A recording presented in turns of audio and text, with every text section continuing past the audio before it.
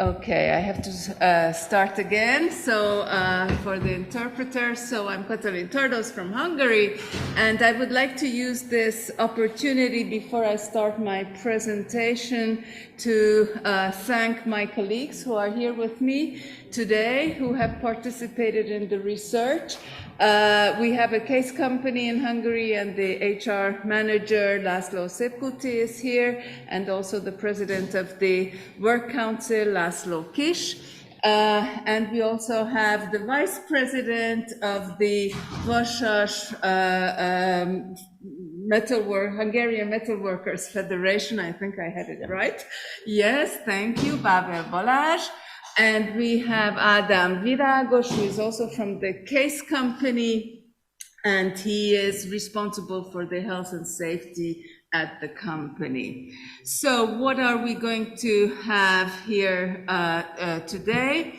A little bit of introduction on the teleworking situation in Hungary in general, and then I will explain the methods and the sample. Next, I will talk about the case company data, which is related to both the management and the employees' perspective. And on the next step will be to look at the trade unions' perspective on different levels of participation in trade unions. And then I will draw some conclusions and recommendations for perhaps potential action for the stakeholders. So a little bit of teleworking in Hungary. What is important to know that Hungary is a country where atypical work forms are not really frequent. Even today, I will show you also some statistics, and particularly teleworking was not a form of atypical work form that was favored by both managers and employees. There was a lot of skepticism in relation to this. Also today, the majority of people who work from home have a higher education diploma. Only a minority of them are from secondary school. So it does relate to a specific group of employees. Also, research has shown that companies that had previous experience with teleworking could transit easier to teleworking during the pandemic. I would like to show you some statistics of the last 10 years comparing Hungary and the European Union in the use of teleworking. And there are two different time frames, working from home sometimes or usually. What is interesting for Hungary is that you can see that actually before the pandemic, the share of teleworking was decreasing both for sometimes and for usually or regular teleworking until the time of 2019. And then, as everywhere in Europe, with the pandemic, there was a great growth. It doubled, actually. And what is interesting that in 2022, for both measures or indicators, the rate of teleworking is decreasing again in Hungary. So we have a little bit of decrease also for sometimes and also for usually, while in Europe this is also a trend if you look at the data for 2022, but for EU average 27 for working sometimes from home, there is a consistent increase of the numbers. Related to the regulation of teleworking, it has changed the last year in Hungary. And what is important that actually it became more simple for the companies to administer teleworking at home. And also it is important to know that there is no legal regulation on the disconnection. Of course, this doesn't mean that companies cannot have good practices, but within that, generally the so-called soft approach is applied in companies, meaning that it's not the server that is closed down, but it's rather accepting employees not responding to that. Related to our sample, so we have the management and employees perspective in our case company. We have a response from 95 white-collar employees, from which 22% were managers and 78% were non-managers. I'm going to compare these two groups within the company. And also, what is important, that we had a response rate among white-collar workers, about 1/3 of the employees responded, which is not bad for an online survey. On the trade unions side, we have 3 different levels of interviews. I had an interview with Balázs, Bábel as the vice president of the trade union. I had a focus group discussion with 3 companies, not the case company, affiliated to the trade union, and I also had an interview with the secretary of the trade union and the president of the work council. So let's look at the company's perspective, a little bit of history of teleworking in the case company. Before COVID, there was no teleworking practically. A few exceptions were only there. This was also, as it is a multinational company, also coming from the corporate level and policy, that there was a fear related to lower levels of productivity if people work from home. Quite typical situation, I think. Then COVID, of course, there was a transition to teleworking, but not everybody worked in teleworkable jobs in the organization. And actually, there was the experience that during teleworking, the company numbers and experiences were also about efficiency was not endangered.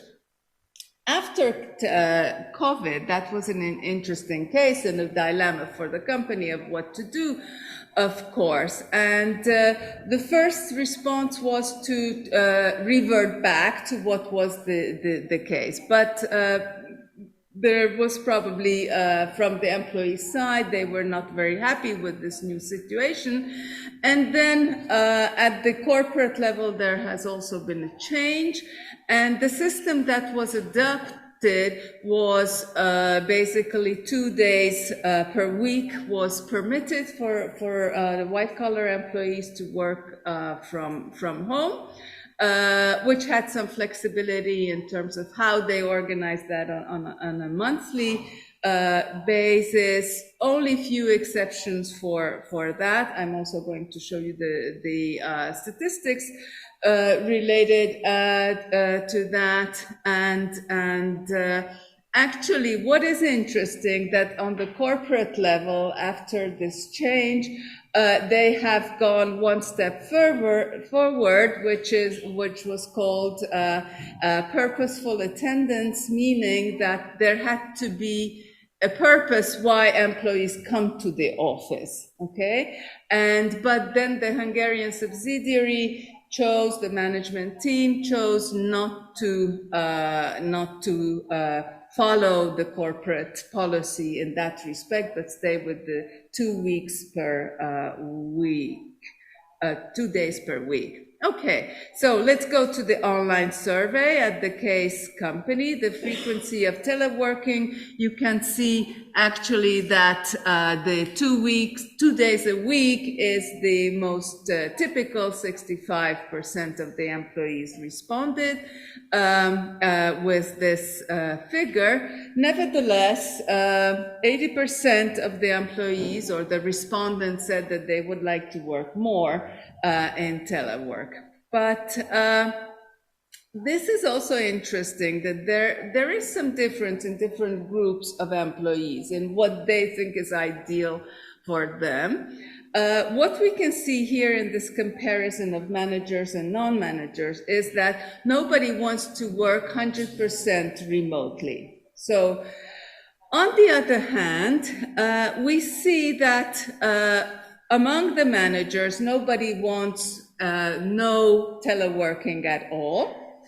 But among non-managers, there's almost a quarter of employees responding that they don't want to telework. Okay, so that's an interesting situation. I will go a little bit more into detail with that. I looked based on gender, whether there were differences. There's a little bit of difference in the distribution of male respondents and female respondents, but not the differences were not significant. By age, there was a difference, which was interesting. And actually, it was, I think, also interesting that it was among juniors. The way I have divided it was below 45 and above 45, but below 45 age, there was this almost quarter of the respondents who did not want to telework, which is interesting.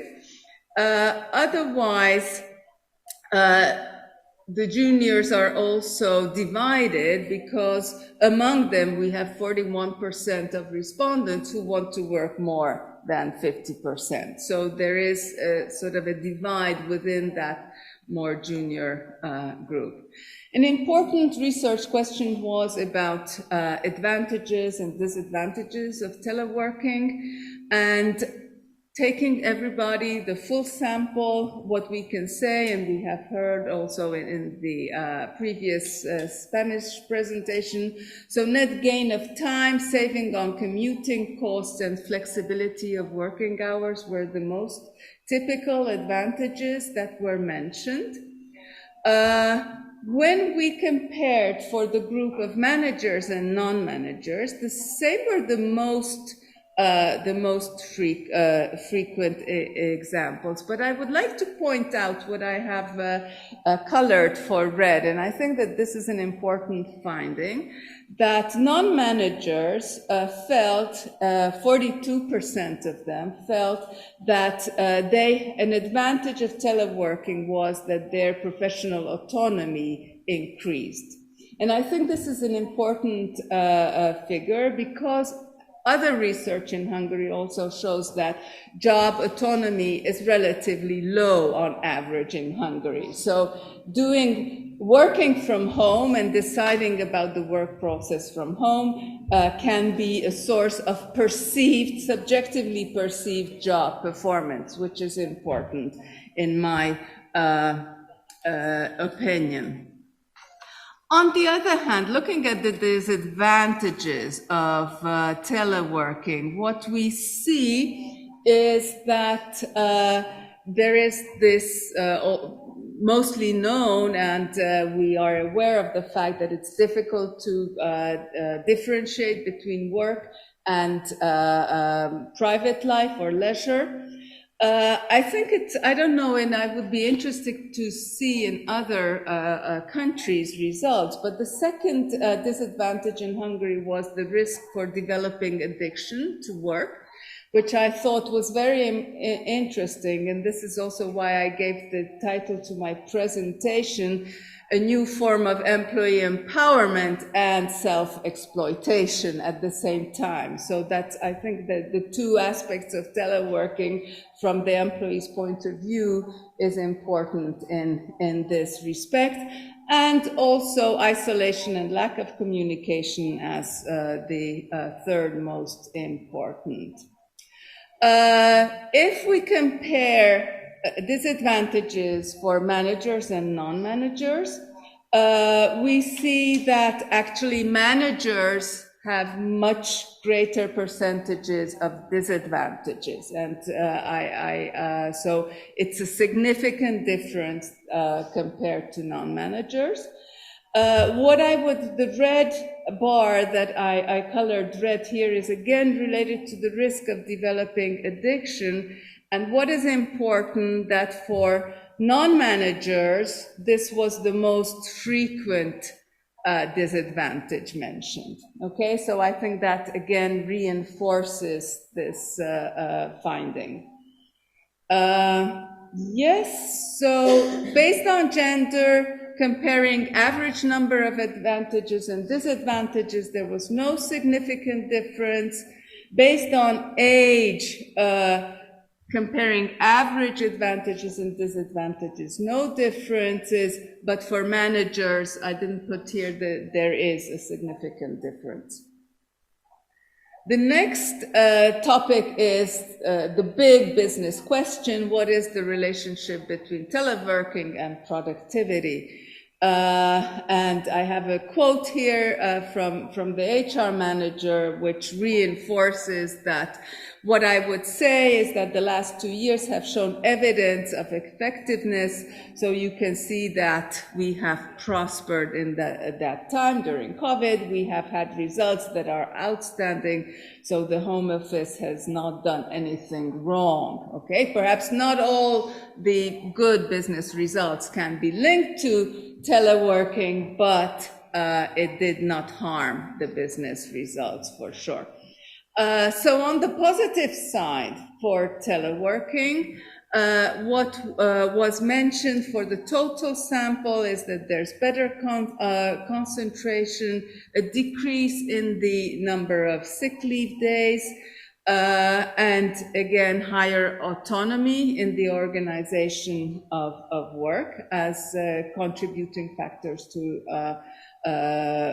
positive impact on productivity. On the other side, negative impact that was linked to less interaction with colleagues and the overlap again between work and life, which was important.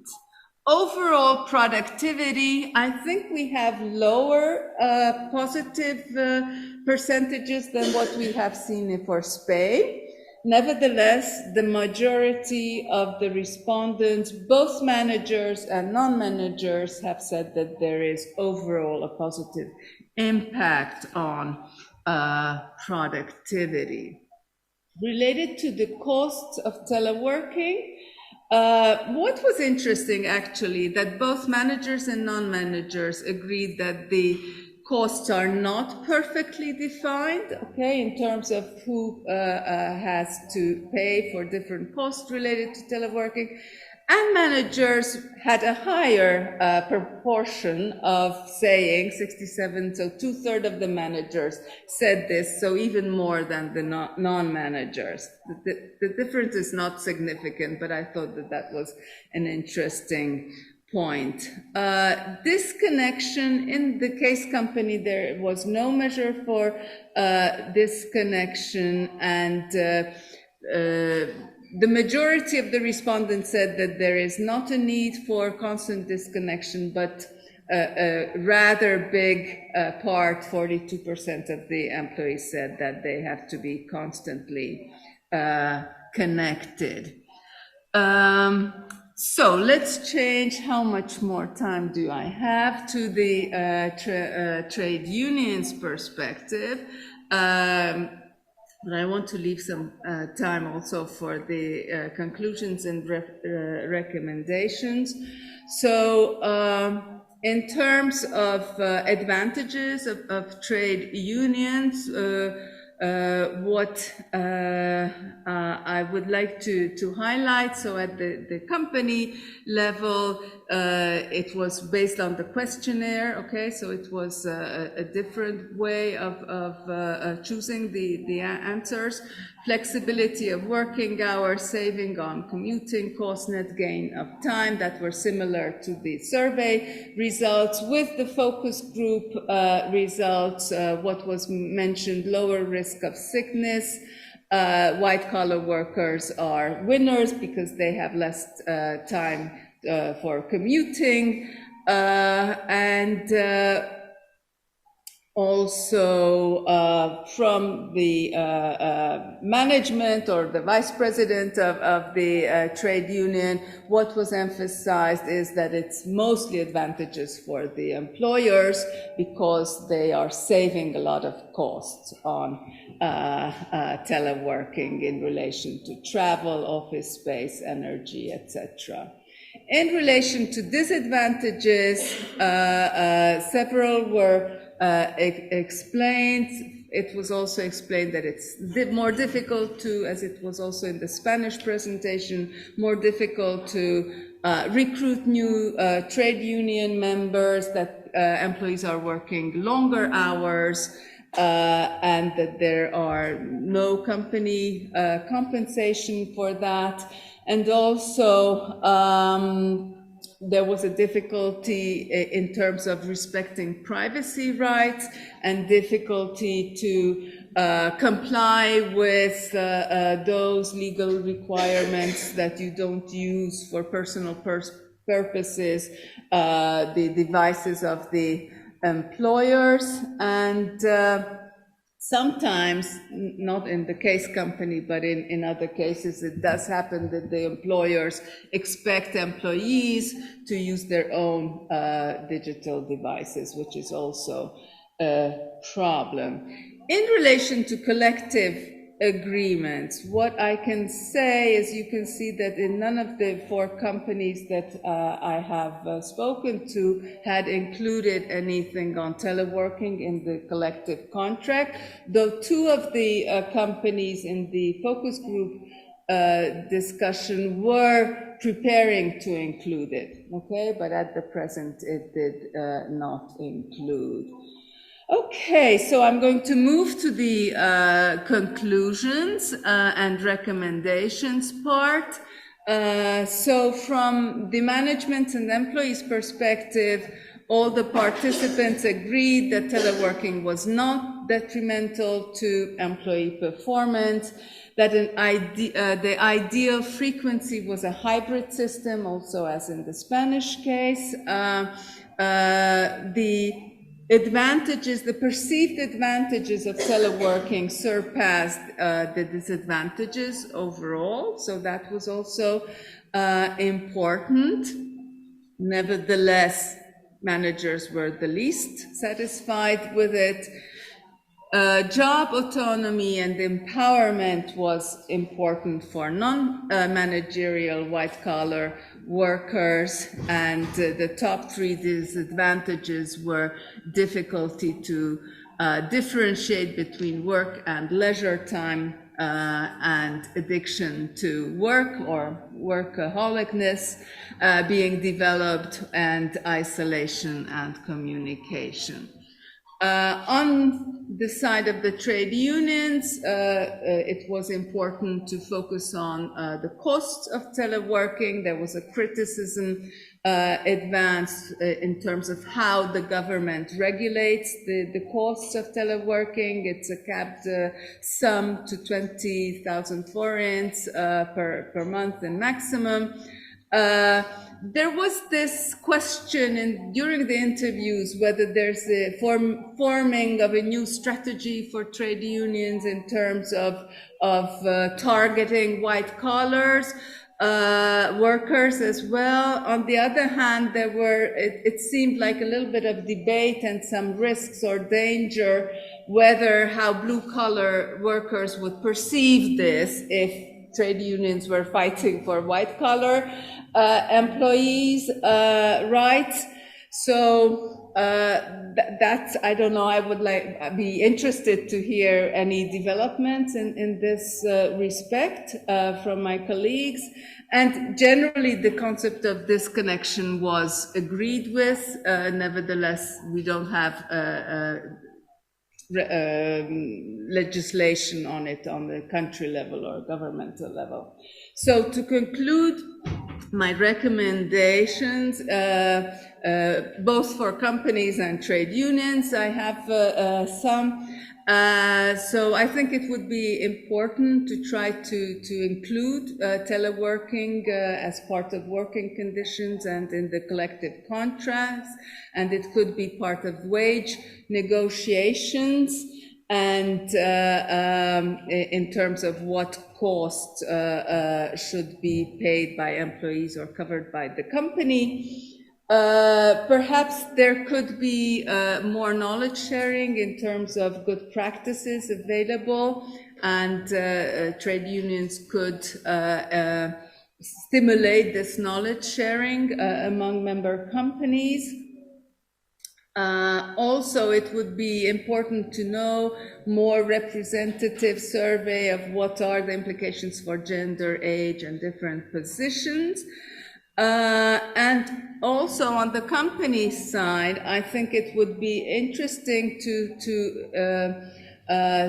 assess whether there are needs for a more flexible teleworking regimes for different groups of employees. Different needs might be there, and it might be a way to move forward to respond to these different, to assess and to respond to these different needs. I think it's important for Hungary to make the public more aware of the right to disconnect, and this could be something that trade unions could fight for more, and also to include potential health effects in the collective contract. And in one of the interviews, or perhaps in several, it came up that it could be blue-collar workers, or to try to reduce this conflict between blue-collar workers and white-collar workers. So there could be, for white-collar workers in teleworkable jobs, they could be compensated for the costs of teleworking, while blue-collar workers could be compensated for the extra time that they are commuting, and that could be part of some kind of agreement overall. So thank you very much for your attention, and I will give the word also to my colleagues. We have 15 minutes for questions and comments. And we decided that we will change to Hungarian for this part, and so you will be able to listen through the translation to what was asked.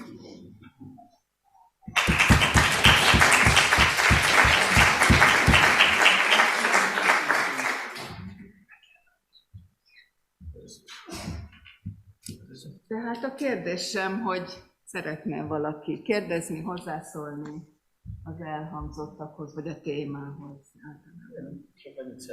Maybe the question is, does anybody have any question, or does anybody want to make any recommendations or anything?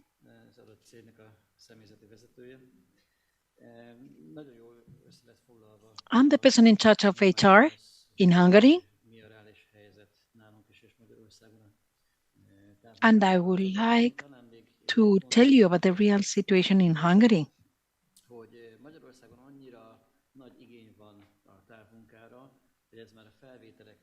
There's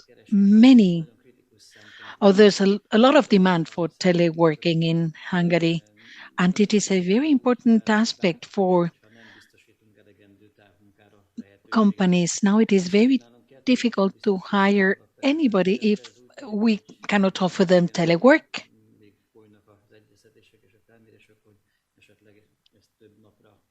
Twice a week is not enough. Normally, the percentage is larger.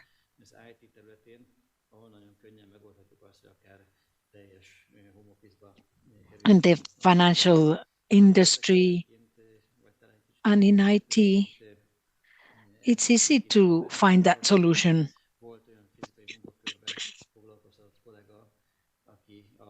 I need to add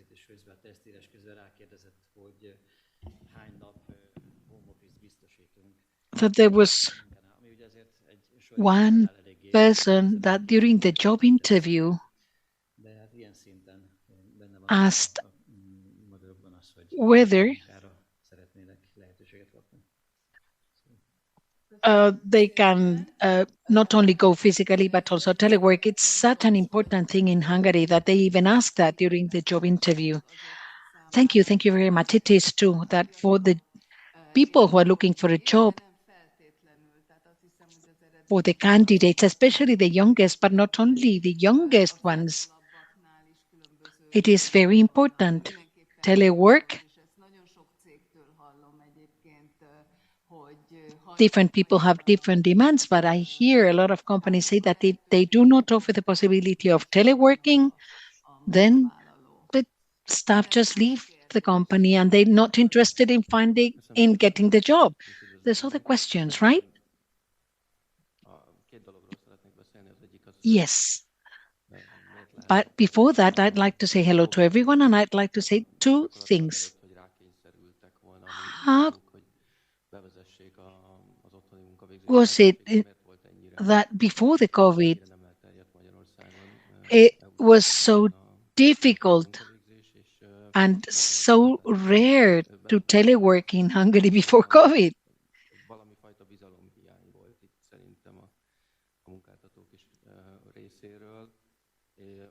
And I think it has to do with the lack of trust. Employees didn't really trust the employers.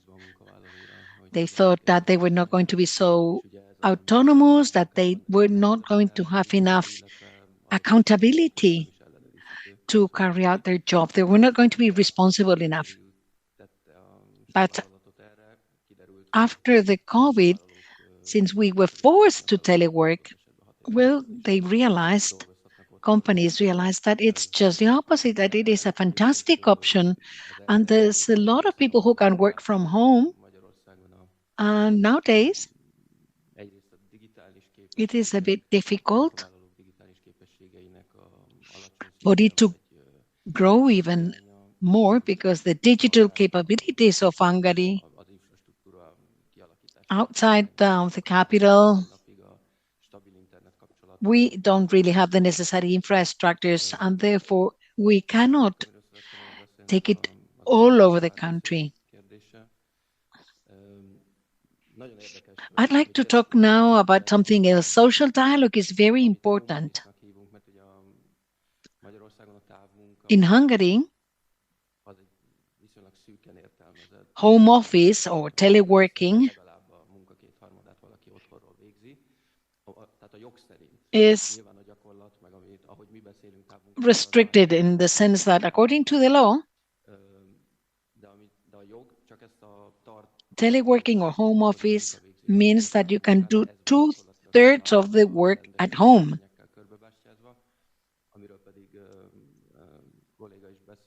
That's what the law contemplates. And what my colleague explained, 1 or 2 days a week of telework, that's what the company regulates. But that is going to be successful only if you involve the employees.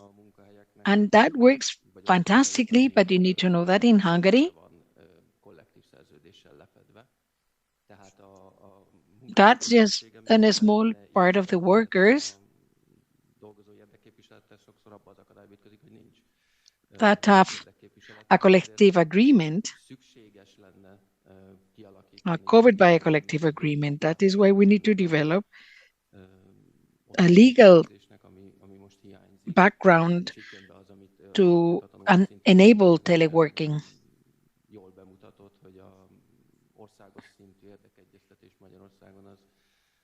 And this takes me once again to what Katalin said, that in general, collective bargaining in Hungary is quite weak.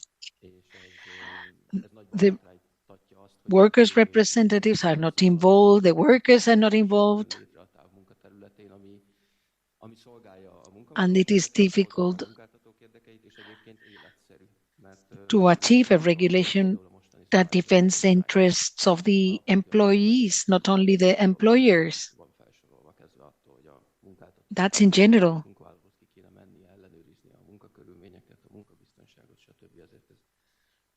There's absurd things nowadays. In theory, the employer should go to visit and check the labor conditions to the house or the home of each one of the workers, and that's not viable. That's why we need to analyze and work hard on these issues. Thank you. Are there any other questions or comments?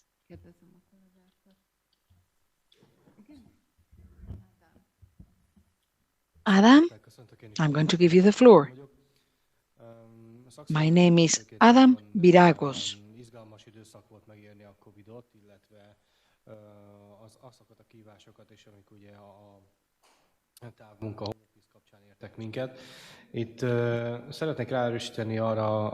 As a manager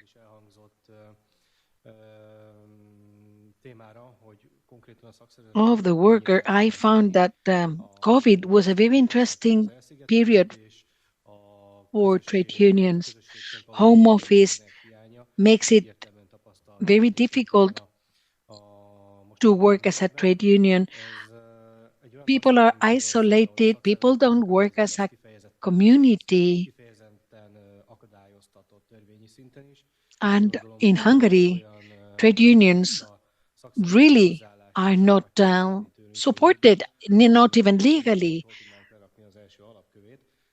So the workers need to get the approach of the trade unions. I do not know how we could start working on the new building of the future of teleworking in Hungary. And in white-collar works, there's not a lot of telework. Collective bargaining,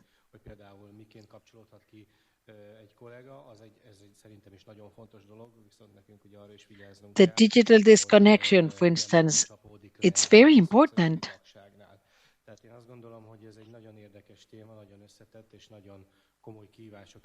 We also need to see the effect of all of these things we are discussing with respect to the relationship with unions. I'm optimistic vis-a-vis the future, but I might be the only one. We have a long way to go yet. Thank you. Does anybody want to add anything? We've used up all of our time, and then I'm going to just give the floor to the next speaker. Thank you, or to the next panel.